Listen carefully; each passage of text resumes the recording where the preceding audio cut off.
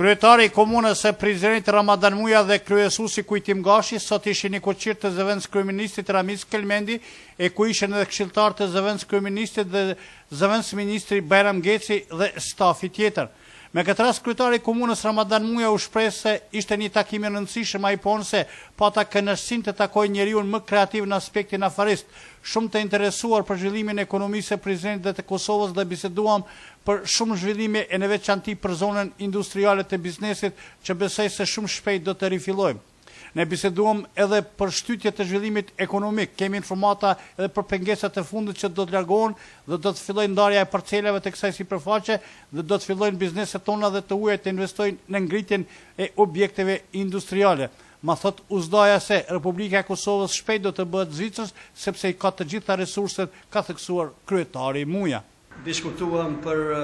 zonën industriale, cila është në finale, hiq disa pengesa tjera cilat opinioni Prizrenas ose ata të interesuarit për investime,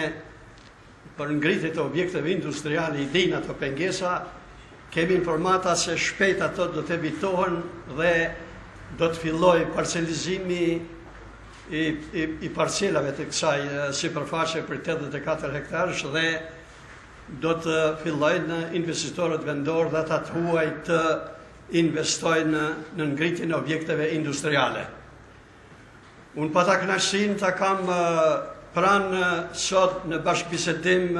njeriu më kreativ që është shumë interesuar, zoti Ramizi, zëvendës kryeministri, për zhvillimin e ekonomisë së Prizrenit, po, edhe të Kosovës. Unë jam shumë i bindur se me njerëz të këtill kreativ Qeveria e Republikës së Kosovës do të ecën përpara, do të hapë shtigje të reja në drejtim të zhvillimit të gjitha degëve ekonomike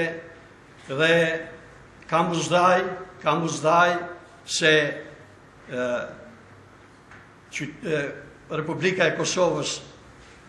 shpejt do të bëhet Zvicër. Kam shumë shpresë sepse i ka të gjitha resurset. Zëvendës kryeministri i Kosovës Ramiz Kelmendi, duke falendëruar për mikpritjen e kryetarit Muja, tha se në këtë takim biseduam për shumë çështje me rëndësi.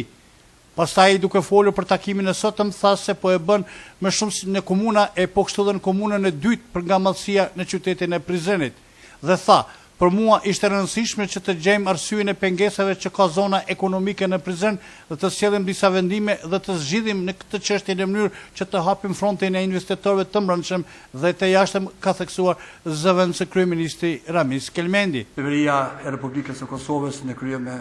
zotin Mustafa është të përkushtuar se zhvillimi ekonomik i Kosovës të ecë përpara dhe të kemi një zhvillim ekonomik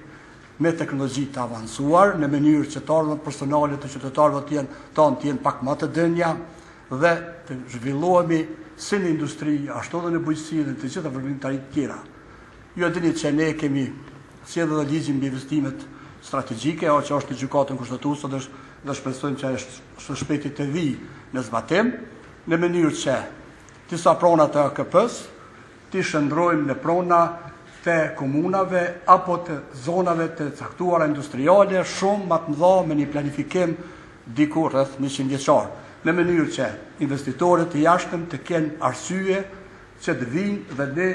investitorët të trajtojmë shumë më mirë se që trajtojnë shtetet të ndryshme të regionit. Unë mund t'ju them që